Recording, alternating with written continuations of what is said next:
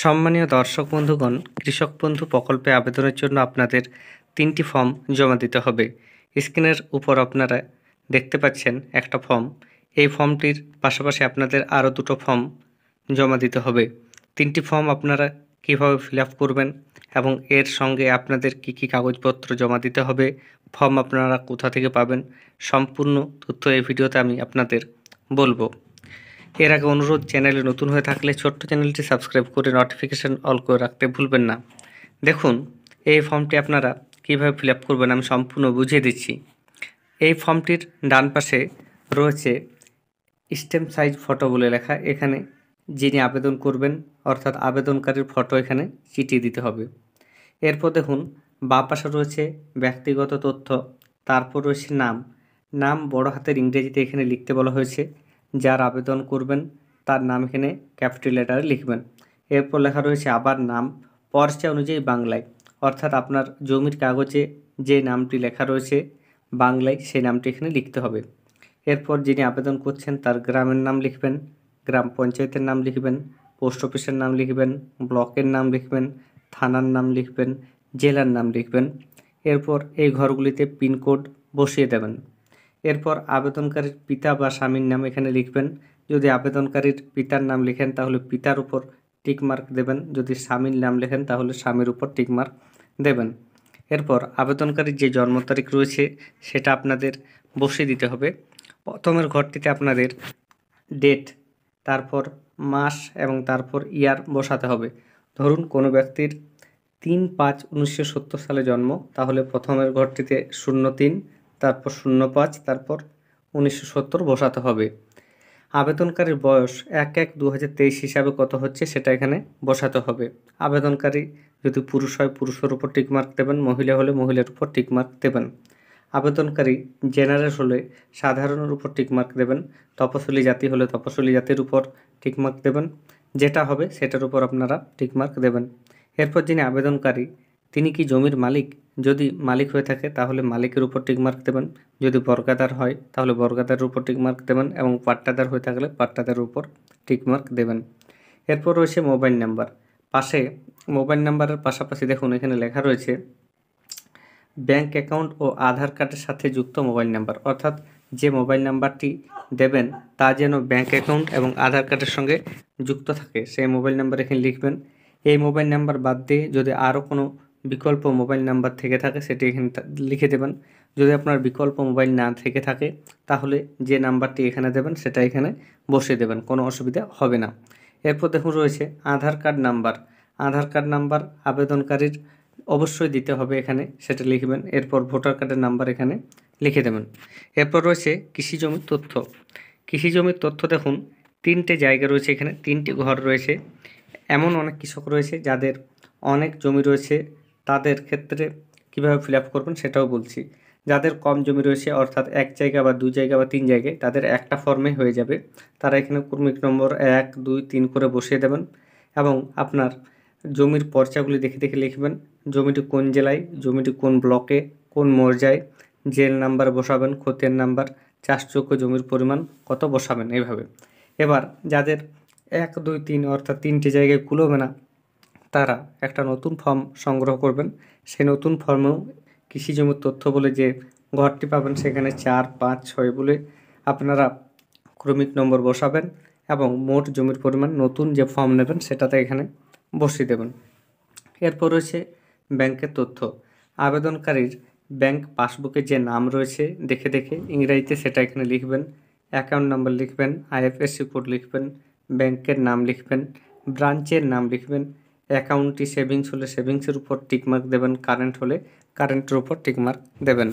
এরপর রয়েছে ব্যাংকের সংযুক্ত নথি, ব্যাংক পাসবই, ফটোসহ বাতিল চেক, যেটি হবে সেটির উপর আপনারা টিকমার্ক দেবেন।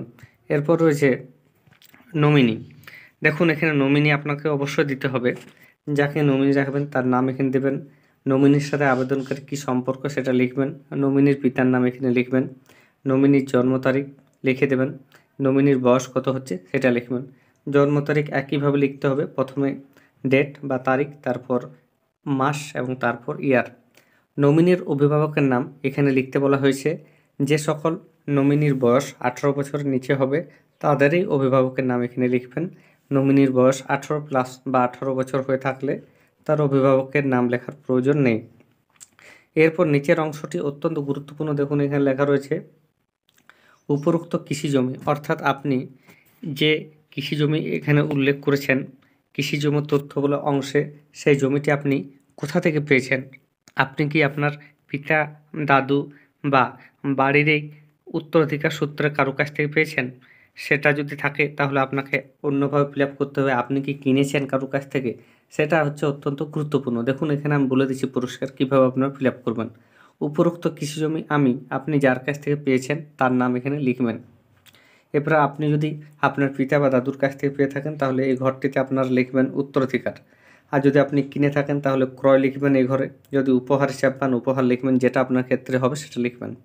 এরপর দেখুন তার বিবরণ, অর্থাৎ যার কাছ থেকে আপনি জমিটি পেয়েছেন বা কিনেছেন তার কেভিআইটি জানা থাকলে আপনি এখানে বসাবেন।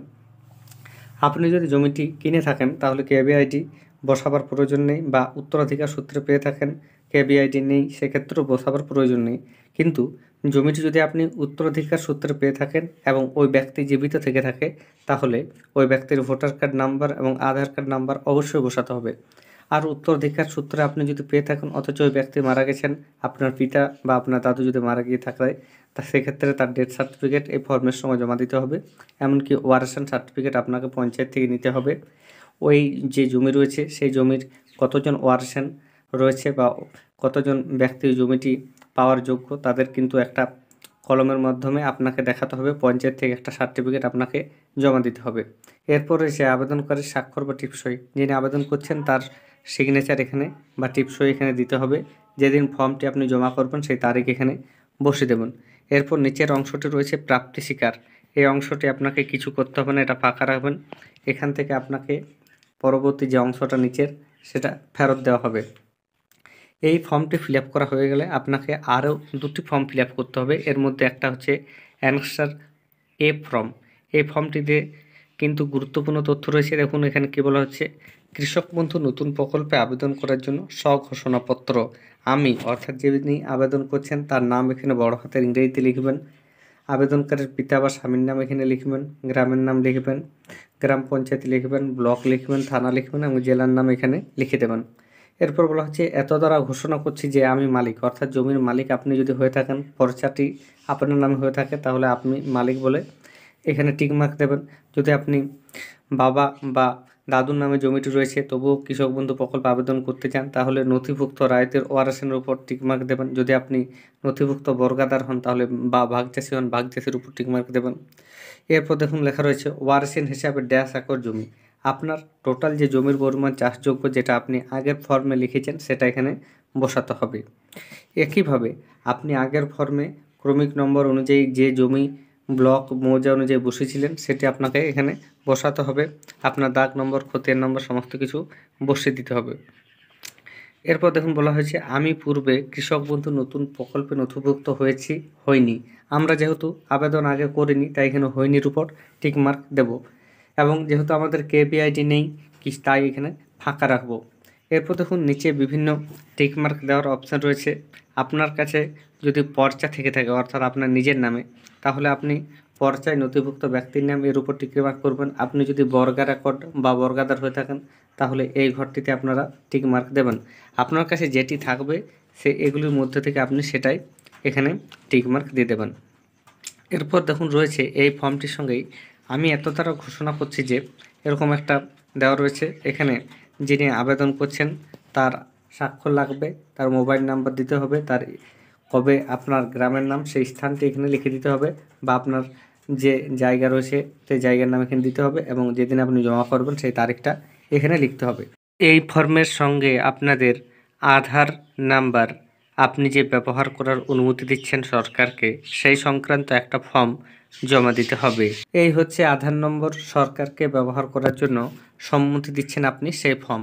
এই ফর্মটিতে বিশেষ কিছু ফিল আপ করতে হবে না। প্রথমত আপনাকে এখানে নিজের নাম লিখতে হবে, এরপর আপনার গার্জেনের নাম।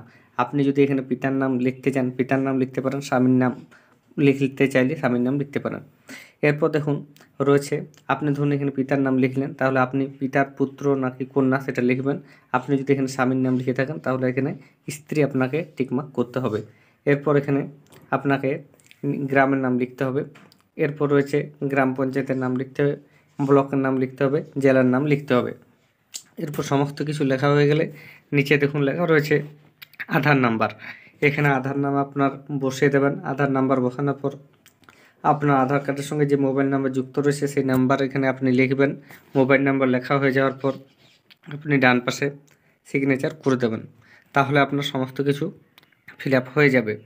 এই 3টি ফর্ম আপনারা জমা করবেন। এই ফর্মগুলি আপনারা দুয়ারে সরকার থেকে পেয়ে যাবেন, এর পাশাপাশি ব্লক অফিস থেকেও আপনারা পেয়ে যাবেন। এই ফর্মগুলির সঙ্গে নিজেদের ভোটার কার্ডের জেরক্স, আধার কার্ডের জেরক্স, ব্যাংকের অ্যাকাউন্টের জেরক্স, জমির পর্চার জেরক্স জমা দেবেন।